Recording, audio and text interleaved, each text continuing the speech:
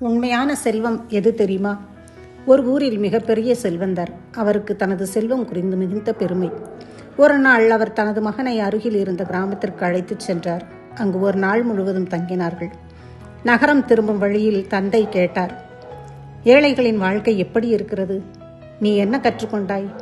மகன் அமைதியாக கூறினான், அப்பா, நம்மிடம் ஒரு நாய் உள்ளது, அவர்களிடம் 4 இருக்கின்றன.